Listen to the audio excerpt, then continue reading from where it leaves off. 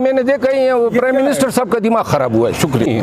خان صاحب کے جو اندیشے تھے وہ اس وقت کے لحاظ سے درست تھے، کیونکہ جس انداز میں یہ گورنمنٹ جو ہے اپنا یہ مقاصد کو آگے بڑھا رہی تھی، نظر نہیں آ رہا تھا فیلڈ پہ یا پریکٹیکلی کہ وہ کوئی الیکشن کرانے کی ان کی نیت ہے. لیکن دبئی میں جب ان کی میٹنگ ہو گئی، انہوں نے تقسیم کر لیے کہ جی کون سا صوبہ کس نے رول کرنا ہے.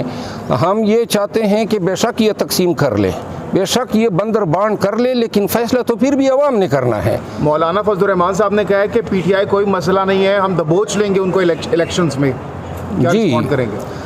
یہ دبوچنے کی بات تو میرا خیال ہے مناسب نہیں ہے. کون کس کو دبوچتا ہے یہ تو وقت بتائے گا، لیکن اگر الیکشن فیئر ہوتے ہیں تو پھر تو آپ کو سب کو نظر آ رہا ہے، پورے پاکستان کے عوام کو نظر آ رہا ہے کہ پی ٹی آئی جو ہیں وہ آج کل پاکستان کی موسٹ پاپولر پارٹی ہے. خان جو ہیں وہ موسٹ پاپولر قیادت ہیں اور یہ پوری دنیا کو پتہ ہے. تو لہٰذا اب تو ان کے دبوچے جانے کی باری ہے، اور اگر یہ اس دفعہ گرفت میں آئیں گے تو انشاءاللہ اب اس دفعہ جو ہیں قانون جو ہیں وہ اس طرح جو ہیں ان پہ مہربان نہیں ہوگا.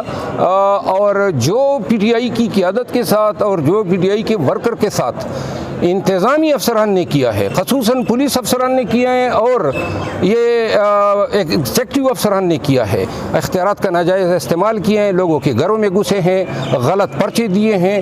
ہر ایک کو انشاءاللہ ہم اس پہ کمیشن جو ہیں بٹوائیں گے. ہر ایک تھانے دار سے لے کر آئی جی تک کے کردار کا تعین ہوگا، اور جس نے جو جرم کیا ہے وہ ایف آئی آر بھی درج ہوں گے. آج کل تو یہ کہہ رہے ہیں نا کہ ہم نے اوائڈ کر لیا، لیکن قانون کا تپڑ جب ان پہ پڑے گا تو ان کو بھی چھٹی کا دودھ یاد آ جائے گا. افضل صاحب معذرت کے ساتھ لاسٹ ٹائم بھی یہی عمران خان پر الزام لگایا جاتا تھا کہ وہ انتقامی کارروائیاں کرتے ہیں. اب کی بار سوچا جا رہا ہے اگر وہ حکومت میں آتے ہیں، اقتدار میں آتے ہیں، تو وہ بجائے کہ انتقام لیں عوام کے لیے کام کریں. بالکل میں اس پہ کہہ دوں، ہم بھی نہیں چاہیں گے کہ کسی بھی سیاسی لیڈر کے ساتھ کوئی انتقامی کارروائی ہو. بے شک ہمارے ساتھ ہوا ہے، لیکن پھر بھی دل بڑا رکھنا چاہیے. میں یہ کہہ رہا ہوں کسی کے ساتھ ہم انتقامی کارروائی نہیں کریں گے. جن لوگوں نے دیکھے اس نظام کے لیے ضروری ہے. ایک منٹ ابھی جو حکومت ہے وہ بھی یہ کہہ رہے ہیں کہ ہم انصاف کے مطابق. میں نہیں کسی سیاسی قیادت کے حوالے سے میں نے نہیں کہا. میں نے یہ کہا کہ جو انتظامیہ، دیکھیں پولیس کا یہ کام نہیں ہے کہ کسی کے گھر میں بلا وارنٹ بلا ایف آئی آر کے گھسے.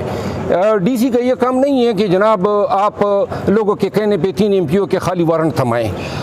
انتظامیہ پولیس کا یہ کام نہیں ہے کہ پی ٹی آئی کے جھنڈے چھینے لوگوں سے. ان کا یہ کام نہیں ہے کہ لوگوں کے کاروبار بند کریں. یہ اس فسطائیت کو روکنا ہے پاکستان کے لیے. یہ پی ڈی ایم کے لوگوں کے مفاد میں بھی ہے، چاہے کسی بھی پارٹی کی حکومت ہو، لیکن سرکاری ملازمین کو اور سرکاری اداروں کو قانون کے مطابق چلنا چاہیے.